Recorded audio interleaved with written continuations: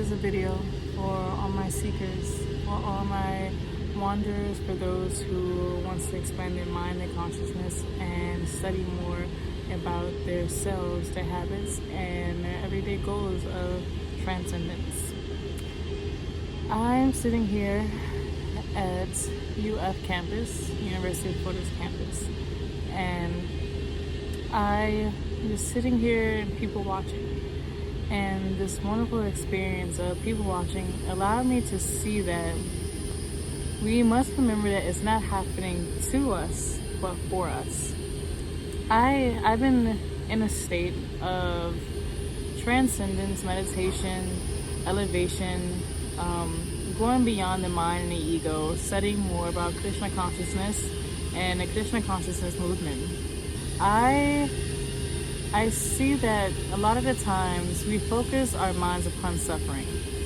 Now, this is a huge thing that we must master. We must place suffering in our eyes, mind eye, to see that suffering is not happening to us, but suffering is happening for us. Now, I feel like we must all remember that God is not a hatred or evil God.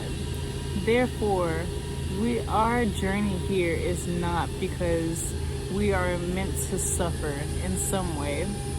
We're here to enjoy ourselves and know that each and every lesson is not happening to us, it's happening for us.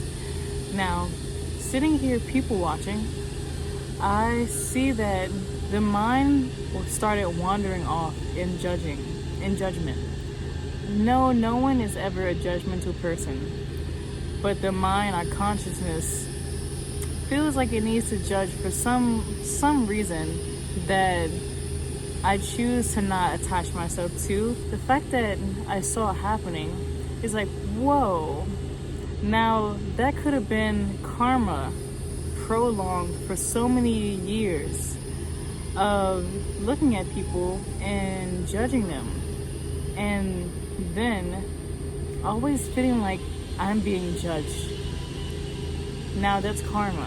What you give to others is what you receive back. I believe that this beautiful earth that we live on, it consists of suffering, people harming each other, a lot of mischief and mishaps.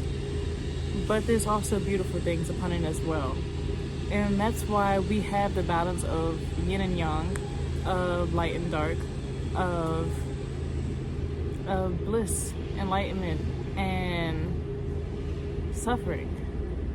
And we can get so caught up in our own suffering until that one person, that one light, or that one lesson that we read and learn, master, that we are the light. We are the light. Yes, the light has a lot of roles when it comes to being on this planet, because it can be very dark at times. But know that when you are light, suffering is not even a thing to focus on, because you mastered it so much. You mastered that the art of suffering is just the art of living, the art of flow. Allow life to just flow as things consistently happen to you, for you. It's happening all for you, because once you learn it, it's like, whoa, like I mastered my self-worth. Wow, I just raised my self-esteem. Wow, I just learned how to love myself even more. Everything that happens of suffering and darkness is pain. It's for the Creator to see that, wow, you mastered it. And that's all I wanted for you. I wanted you to master it.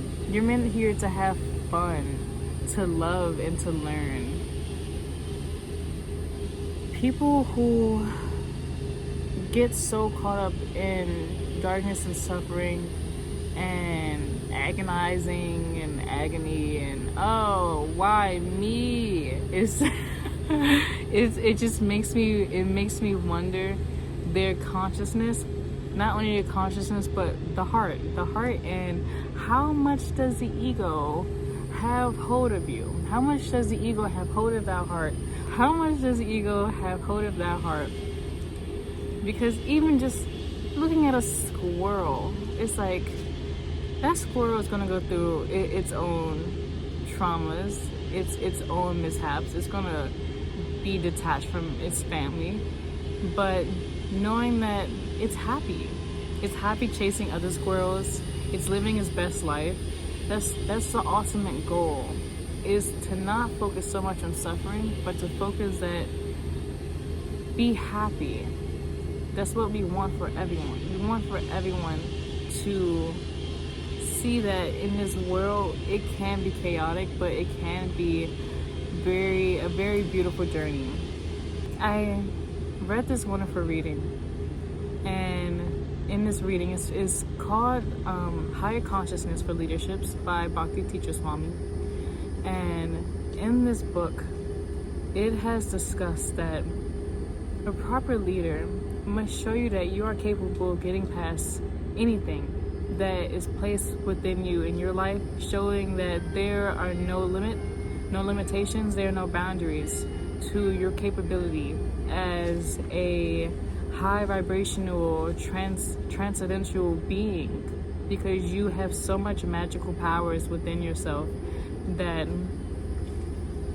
you are capable of tapping into and reaching when you get to know more that it's all about love.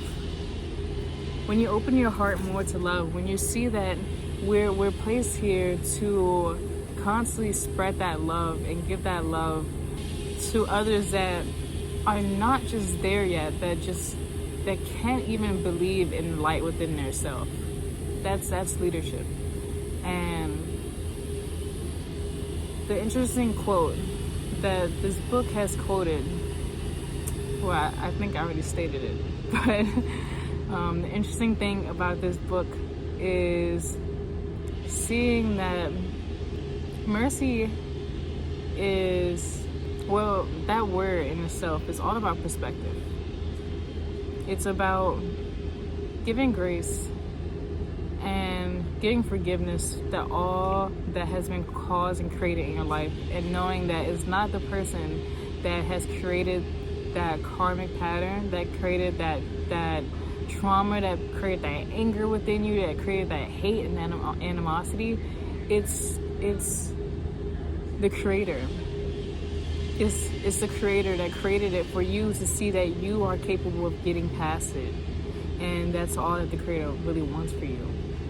When you step into that pure unconditional love, that pure bliss, you see that, wow, even if I think that I have enemies, they're actually not my enemies. They're really someone to bring me that lesson that I needed to learn about myself, to open my heart even more, to become closer with the Supreme, with the Ultimate One.